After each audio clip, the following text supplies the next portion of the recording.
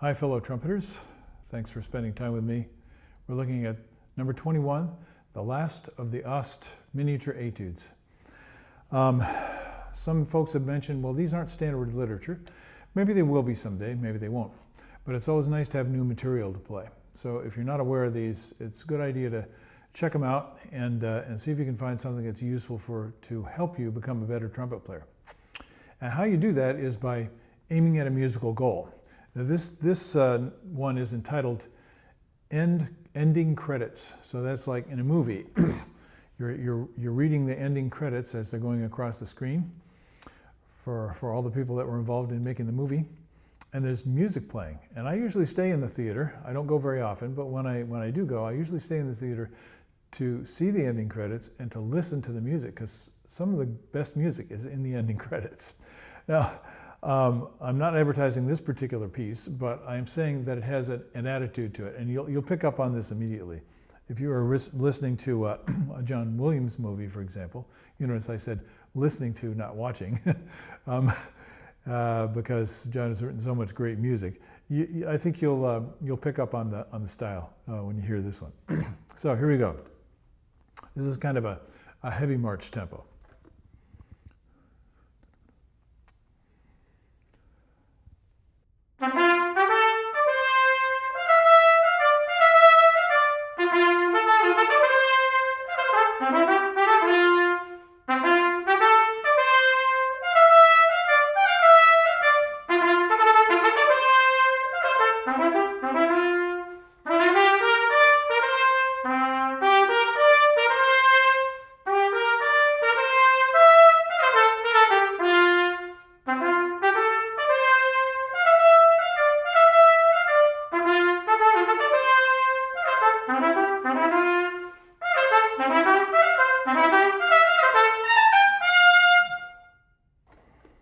Yeah, it's very John Williamsy. You get a little bit of Raiders March in there. Any kind of march would be useful for this. So what are the things that I need to pay attention to? I end up trying too hard, and that's kind of a theme for me, because this music is very energetic. It's got a lot of verve to it. It's kind of inspiring.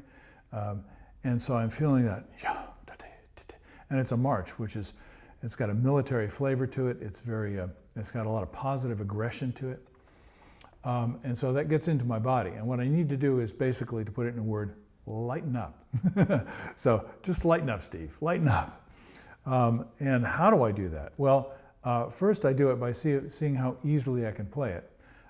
So let's see, let's take the end. We're going through a fairly wide range. So this is the pickup to the last two bars before the end.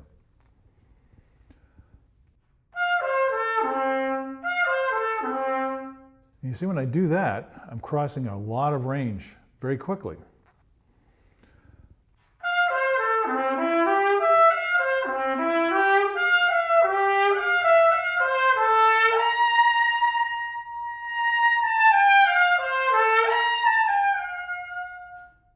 Oh yeah, I'm playing a C trumpet too.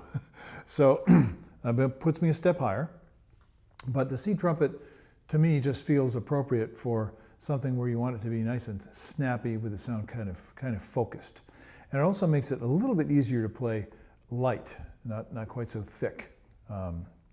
So that's why I chose the C trumpet. Plus I played flugelhorn, cornet, B flat, and C trumpet in this one recording session.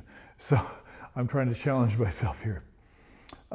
So if you work on this, I hope you can get the sense of the line, not just of the strong rhythm. Because the strong rhythm that's like the dominating feature of the music. Dum, da dum, da dum. So you have this dotted 8th, 16th rhythm. There's a little triplet action going on there. Little throws in one triple tongue, that's good, instead of a whole page of triple tonguey like in the Arbin Carnival of Venice variations. It's only one, so that should be relatively manageable. But the main thing here is what I like to think of as release. So I'm going to play it in a driving style, and some of you may like this, but I don't think it actually fits the character of the music, which I think is fairly optimistic. It's a little bit celebratory, you might think. So I'm going to play it more driving.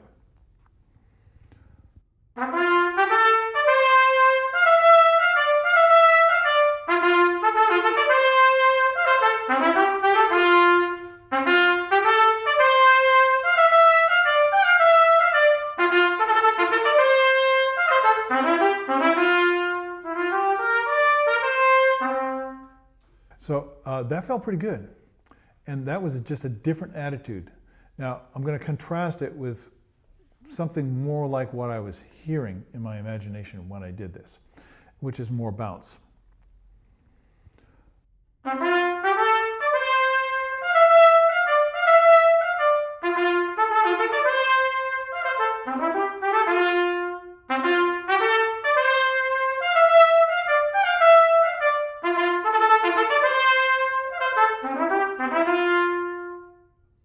I hope you heard all the longer notes, I was releasing them.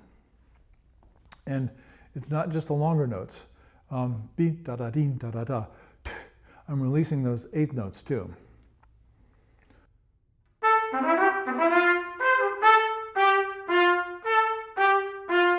Oh, Three Blind Mice.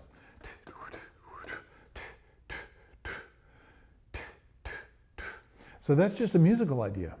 Here's the thing I want you to remember when you're working on any music. Your body has to learn to make the sounds. And the best thing you can do for yourself is have a very clear picture of what it is that you're trying to express. And then have a clear picture of what you think it should sound like in order to get that expression. And this is not just a few moments' work.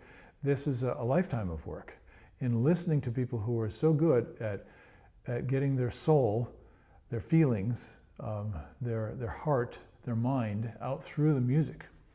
And that's our job as performers.